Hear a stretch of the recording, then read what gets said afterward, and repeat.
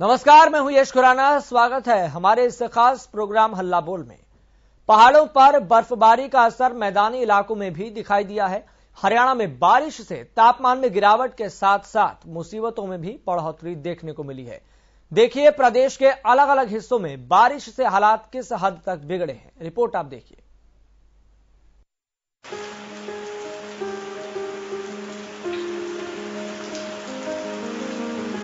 ठंड के मौसम में बारिश की बूंदों ने सिहरन बढ़ा दी है। सर्द हवाओं से कंपकपाते लोग अलाव का सहारा लेकर दिन बिता रहे हैं। हरियाणा के कई हिस्सों में बारिश ने फसलों को संजीवनी दी है, लेकिन कई जिलों से सामने तस्वीरें बता रही हैं कि लोगों पर मुसीबतों की भी बरसात हुई है। फरीदाबाद, राई, डबवाली सभी जगहों पर जलभराव ने लोगों की परेशानियों में इजाफा कर दिया है। फरीदाबाद में बारिश की फुहार ने हवा से पोल्यूशन मिटाने का काम किया, लेकिन अधिकारी अपने काम को समय पर पूरा करने में एक बार फिर नाकाम दिखे, जिसका नतीजा फरीदाबाद की सड़कों पर जलभराव के रूप में दिखाई दिया। जलभराव के बीच सड़कों पर गाड़ियों की रफ्तार धीमी पड़ती दिखी। बारिश के इस मौसम में औद्योगिक क्षेत्र राई भी बदहाल दिखाई दिया। रोज की तरह काम पर निकले लोग सड़क पानी भरे होने से मायूस और प्रशासन से नाराज दिखाई दिए। क्षेत्र में साफ सफाई के लिए करोड़ों के खर्च के बाद भी सामने आ रही तस्वीरें प्रशासन के कामकाज पर सवाल खड़े कर रही हैं। टिंकू, मैं यहीं पास में रहता हूँ और मेरे को ड्यूटी पे जाना होता है इसी रास्ते से, और ये रास्ते इतना, मैं परसों भी आया था, परसों बारिश थी तो यहाँ पे फिसल के गिर गया था।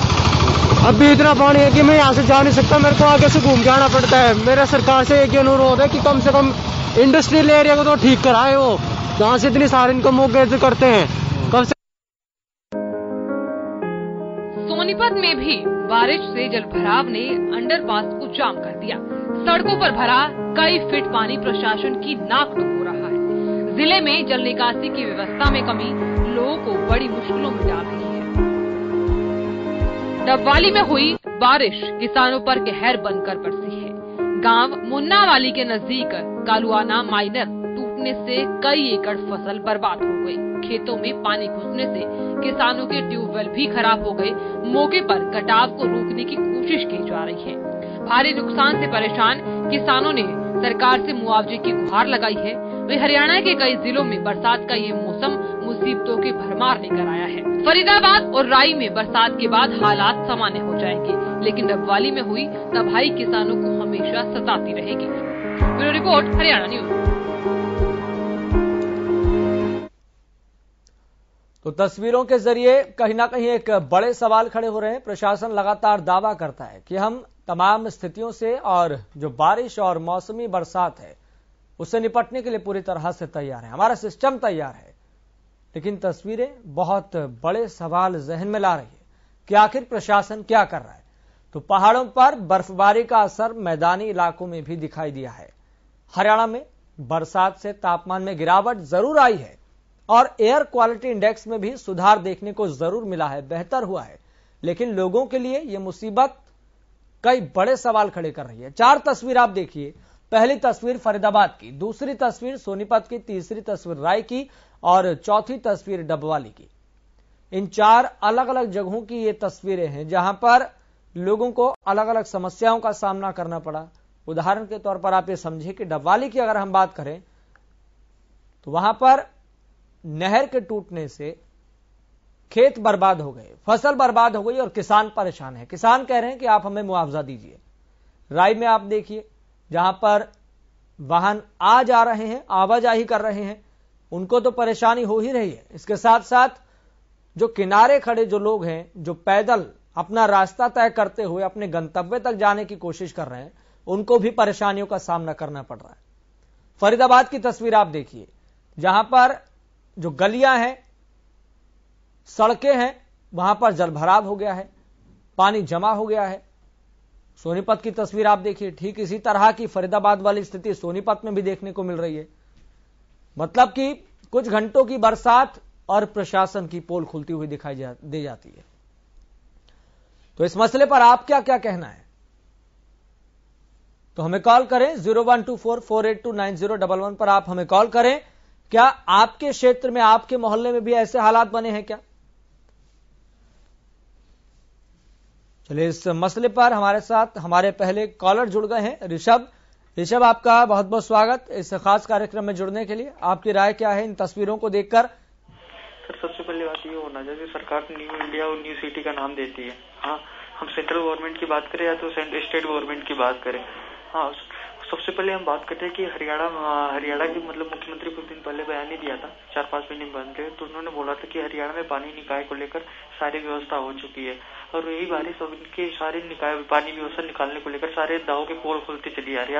आप देख सकते हैं सर, चाहे सोनीपत हो गया, चाहे गुड़गांव हो गया, चाहे फरीदाबाद हो गया, कोई भी जगह देख लीजिए, सारी जगह पानी भरे भरे ही नजर आ रहे हैं, जैसा कि आप स्क्रीन पर भी चला रही बात है। हाँ, तो सर कहीं ना कहीं गवर्नमेंट को भी सोचना चाहिए कि सिर्फ बोलने से काम नहीं होता, करना पड़ता है। जहाँ पे लोगों को भारी दिक्कतों का सामना भी करना पड़ रहा है, लोगों को आवागमन पे भी प्रॉब्लम क्रिएट हो रहा है। हर एक जगह देखा जाए तो हर एक जगह हर एक लोग बारिश से परेशान हो चुके हैं। हर जगह, हर गली में, हर मोहल्ले में बारिश की पानी लग गई है। चलिए ऋषभ, बहुत बहुत शुक्रिया अपनी राय देने के लिए, अपने विचार रखने के लिए। तो हम इस मुद्दे का चयन इसलिए करते हैं, इस तरह के बुनियादी मुद्दों का चयन इसलिए करते हैं क्योंकि एक तरफ होता है सरकार का दावा और दूसरी तरफ होती है ग्राउंड जीरो से आ रही तस्वीरें और हकीकत। इसमें कहीं ना कहीं एक बड़ा अंतर देखने को मिलता है। एक बलदेव हमारे साथ जुड़ गए हैं, दर्शक जो हर रोज हमारे साथ इस खास कार्यक्रम में जुड़ते हैं और अपनी राय देते हैं। बलदेव, आपका बहुत बहुत स्वागत इस खास कार्यक्रम में जुड़ने के लिए। आपकी राय क्या है इस मसले पर? क्या आपके क्षेत्र में भी ऐसे हालात बने हुए हैं? इसके बारे में मैं कहना चाहूंगा जी कि एक साइड में तो ये कहते हैं खर्ची पर्ची बंद होगी, ये खर्ची पर्ची का ही सामने दिखाई दे रहा है जो आप दिखा रहे हो। आप ये देखिए कि आज ही अखबार में आई है कि पंचकुला नगर परिषद के अंदर कोविड के जो पैसे मृत्यु के बाद कईयों को मिलने थे उसमें भी घोटाला, कई लाख का घोटाला हुआ है। और फिर एक साइड में मनोहर जी कहते हैं खर्ची पर्ची मैंने बंद कर दी। आप ये बताओ, खर्ची पर्ची बंद कर दी, कहाँ कर दी? जब इतने एक मृत्यु के टाइम जो पैसा किसी को उन अपने कर्मचारियों को मिलना था उनकी बजाय किसी को दूसरा, एक साइड में तो उन्होंने दिखा रखा है अभी कोविड से 377 आदमी मरे, दूसरी साइड में वो पैसे दे रहे हैं 980 को, तो वो कहाँ खर्ची पर्ची कहाँ गई? वो ऐसे ही ये जो आप दिखा रहे हो उसका भी यही हाल है कि दिखाया कुछ जाता है, पैसा कहीं अफसरों की उनकी जेब में जाता है, मंत्रियों की, और इस खर्ची पर्ची के कारण, और ये चीज इसी के कारण है। तो इसलिए कहना चाहूंगा कि खट्टर सरकार बिल्कुल हरियाणा के अंदर फैल है। इसमें तो जब ओपी चौटाला की सरकार आएगी, अब सिंह चौटाला जब आएंगे उस टाइम कुछ इसमें सुधार होगा। ये जानबूझकर कहते हैं कि चौटाला को जेल होगी, ये जब इनके मंत्री इंदिरा गांधी इसका आपने कांग्रेस की साजिश थी, और कांग्रेस की साजिश कल आपने देखी होगी पंजाब में जब इन्होंने सीएम के पीएम के उसमें देखा होगा आपने सिक्योरिटी में क्या किया। तो ये सारा चौटाला साहब का भी ऐसे ही इन्होंने अपने उस दामाद को बचाने के लिए इनको जेल भेजी थी, और अब ये इसको साहबजादे को सत्ता दिलवाने के लिए पीएम की सिक्योरिटी में इन्होंने वो किया। तो इसके बारे में मैं यही कहना चाहूंगा जी कि ये सारी कांग्रेस और बीजेपी के एक ही हैं। जब तक हर एक उसमें लोकल पार्टियां सत्ता में नहीं आएंगी और लोकल का जब केंद्र में वो बनेगा गठबंधन, तो उसी टाइम देश का भला होगा, वरना ऐसे ही वो होते रहेंगे घोटाले। चलिए बलदेव जी, बहुत बहुत शुक्रिया अपनी राय देने के लिए, अपने विचार रखने के लिए। तो आप भी हमारे इस खास कार्यक्रम में हल्ला बोल सकते हैं, अपनी आवाज को बुलंद कर सकते हैं, और इस मसले से जुड़े हुए, इस विषय से जुड़े हुए हमारे भी कुछ सवाल हैं जो लगातार आपकी टीवी स्क्रीन पर फ्लैश हो रहे हैं। तो सवालों पर भी एक बार नजर डाल लेते हैं, गौर कर लेते हैं, और इन सवालों पर आप भी मंथन कीजिए और अपना एक ओपिनियन बनाइए और अपनी राय दे सकते हैं। तो हमारे सवाल है, समय पर जल निकासी का प्रबंध क्यों नहीं किया जाता? यह हर रोज की कहानी है। जब भी बरसात होती है, कई घंटों की बरसात होती है, इसी तरह से सड़कें जलमग्न हो जाती हैं, गलियों में पानी भर जाता है, लोगों के लिए बहुत मुश्किल हालात पैदा हो जाते हैं। लोग एक जगह से दूसरी जगह नहीं जा पाते, अपने गंतव्य तक पहुंचने के लिए उनको लाख कोशिशें करनी पड़ती है, जद्दोजहद करनी पड़ती है। आखिर इस और कौन ध्यान देगा, किसकी जिम्मेदारी है? और ऐसी परिस्थितियों से निपटने के लिए जवाबदेही तय होनी चाहिए, अकाउंटेबिलिटी तय होनी चाहिए कि किस अधिकारी के पास ये जिम्मेदारी थी। आखिर जब इस बात का पता हमें पहले से होता है, मौसम विभाग पूर्वानुमान पहले से लगा लेता है, सटीक जानकारी आती है कि फलां तारीख को मौसम खराब रहेगा, बरसात रहेगी, इस बात की जानकारी हमें पहले से रहती है, लेकिन इन जानकारियों के मद्देनजर हमारा प्रशासन अलर्ट क्यों नहीं होता? जब प्रशासन से, अधिकारियों से सवाल पूछा जाता है तो प्रशासन कहता है कि किसी प्रकार की कोई दिक्कत नहीं है, कोई समस्या नहीं है, सिस्टम दुरुस्त है, बेहतर है, कोई पानी यहां पर जमा नहीं होगा, इकट्ठा नहीं होगा।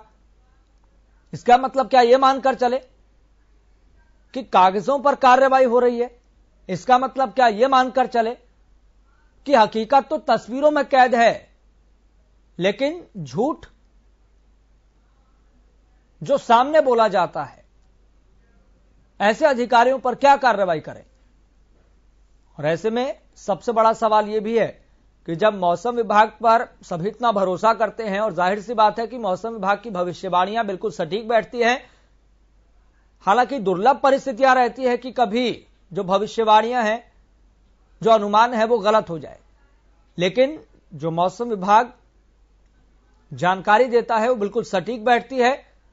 और हम वैसे इस बात का दावा भी लगातार ठोकते हैं कि देखिए, हम सूचना और प्रौद्योगिकी के दौर में कितने आगे बढ़ रहे हैं, टेक्नोलॉजी में कितने आगे बढ़ रहे हैं, मौसम विभाग ने कितनी तरक्की कर ली है, मौसम विभाग भविष्यवाणी जो देता है वो सटीक बैठती है। तो अधिकारी क्या कर रहे होते हैं? प्रशासन क्यों नहीं तैयार होता ऐसी परिस्थितियों से निपटने के लिए? चलिए, एक दर्शक हमारे साथ जुड़ गए हैं, कृष्ण कुमार। कृष्ण कुमार, आपका बहुत बहुत स्वागत इस खास कार्यक्रम में जुड़ने के लिए। कृष्ण, आपकी राय क्या है इस मसले पर? सर, मैं ये कह रहा हूँ, अब जैसे भाई ने कहा था, सरकार की कह रही कि भाई खर्ची पर्ची भी है, कोई खर्ची पर्ची नहीं, खूब चलती, खूब डाके चलते। जैसे ठेकेदार होते हैं, ठेकेदार जो है बेचारे काम करते हैं, इनमें अफसरों का भी पैसा होता है, और जो एमएलए मंत्री हैं ये भी पैसे लेते हैं, तो इसलिए 2 नंबर का जो है माल लगा करके, इसलिए कहीं सड़क धस जाती है, कहीं पुल धस जाते हैं। तो मतलब इस तरह की गुंडागर्दी खूब चलती है, कोई मतलब कम नहीं हुआ है रिश्वतखोरी में, ये सब ऐसे चलता है। तो हर बरसात में ऐसे होता है, कागजों में ये सीवर साफ करा जाते हैं, तो इस तरह से खूब गुंडागर्दी मचती है। चलिए किशन, बहुत बहुत शुक्रिया अपनी राय देने के लिए, अपने विचार रखने के लिए। और ये तस्वीर आप देखिए, ये तस्वीर भी बेहद महत्वपूर्ण है और ये बताने के लिए काफी है। ये सोनीपत की तस्वीर हम आपको दिखा रहे हैं, जहां पर फ्लाईओवर किस तरीके से धंस गया है, और यह जानकारी सामने आ रही है कि इस फ्लाईओवर को कम से कम 3 बार ठीक किया गया है, इस पर पैच लगाया गया है, ठीक किया गया है, लेकिन फिर देखिए कई घंटों की बरसात के बाद फिर ये फ्लाईओवर धंस गया एक किनारे से। तो ऐसे भी हादसे सामने आ रहे हैं, ऐसी भी तस्वीरें सामने आ रही है। यह बताने के लिए काफी है कि प्रशासन, विभाग के अधिकारी कितना गंभीर हैं। तो हम लगातार सवाल भी उठा रहे हैं, और सवालों पर एक बार फिर से आप गौर करें। समय पर जल निकासी का प्रबंध क्यों नहीं किया जाता? जल निकासी के इंतजाम कागजों तक सिमट क्यों जाते हैं? सड़कें जलमग्न होने के बाद आखिर उसके बाद ही नींद क्यों खुलती है? जल भराव से हादसों की जिम्मेदारी किसकी है? प्रशासन की लापरवाही कब तक भुगतनी पड़ेगी जनता को? तो तस्वीरें अपने आप में बहुत कुछ बयां करती है।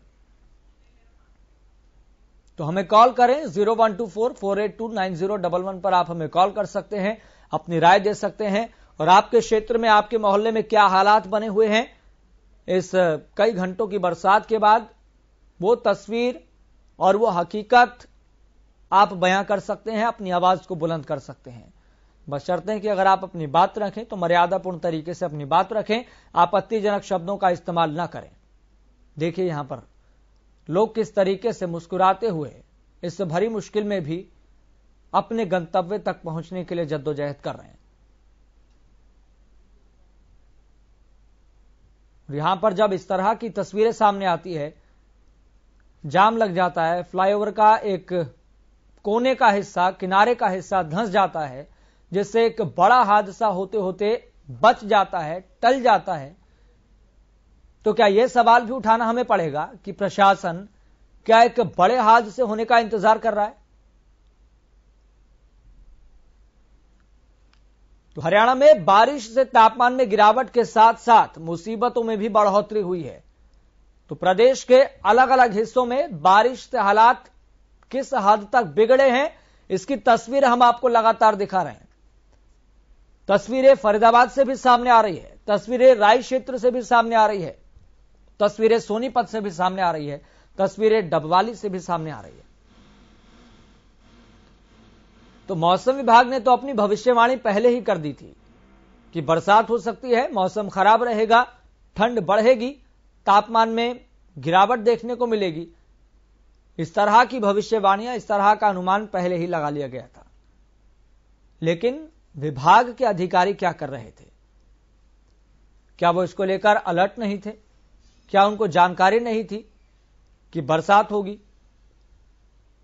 लेकिन इस बात को आप सोचिए कि जब प्रशासन के अधिकारियों से सवाल पूछा जाता है कि बरसात होने वाली है, आपका सिस्टम कितना तैयार है, आपकी जल निकासी का सिस्टम कितना बेहतर है,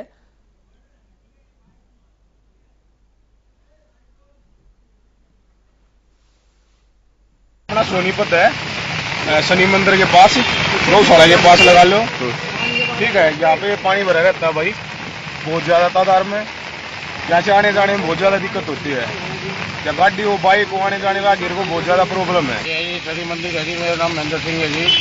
तो ये शनि मंदिर सर बारिश आती है जी, यहाँ तो ये पुल एकदम फुल हो जाता है जी, ना पब्लिक के लिए परेशान है बहुत ज्यादा। सुन रहे हैं, वो बता रहे हैं कि उनके क्षेत्र में क्या समस्या और कितनी समस्याओं का सामना करने पड़ते हुए और गंतव्य तक पहुंचते हैं। लेकिन प्रशासन क्या कर रहा है? क्या प्रशासन आंख मूंद कर बैठा है? प्रशासन कब जागेगा? क्या प्रशासन तभी जागेगा जब हालात बद से बदतर हो जाएंगे? और बद से बदतर तो है ही। ये तस्वीरें आप देखिए, सोनीपत के फ्लाईओवर की ये तस्वीरें हैं, जहां पर ट्रक गुजर रहा था। लेकिन क्या पता था इस ट्रक के संचालक को कि फ्लाईओवर की हालत ऐसी है कि कई घंटों की बरसात के बाद फ्लाईओवर के एक कोने का हिस्सा, किनारे का हिस्सा धंस जाएगा। और जानकारी ये सामने आ रही है कि इस फ्लाईओवर को तकरीबन 3 बार ठीक किया जा चुका है, इस हिस्से को पैच लगाकर ठीक किया जा चुका है, फिर ये हालात। और ये तस्वीरें आप देखिए, तो अलग अलग क्षेत्रों से, अलग अलग जिलों से इस तरह की तस्वीरें सामने आ रही है। और ये हालात बद से बदतर हो जाते हैं कई घंटों की बरसात के बाद, इस बात में कोई दो राय नहीं है, कोई दो मत नहीं है। तो हमें कॉल करें 0124482911 पर। आप हमें कॉल कर सकते हैं, अपनी राय दे सकते हैं और यह भी बता सकते हैं कि आपके क्षेत्र में, आपके जिले में, आपके मोहल्ले में क्या स्थिति बनी हुई है। एक दर्शक हमारे साथ जुड़ गए हैं, लक्ष्मण, आपका बहुत बहुत स्वागत इस खास कार्यक्रम में जुड़ने के लिए। आपके क्षेत्र में, आपके मोहल्ले में क्या इसी तरह की स्थिति बनी हुई है? हाँ जी, पलवल में जी ऐसे मतलब बुरा हाल है। पानी भरवाई मोहल्ले में बहुत जबरदस्त, पलवल में।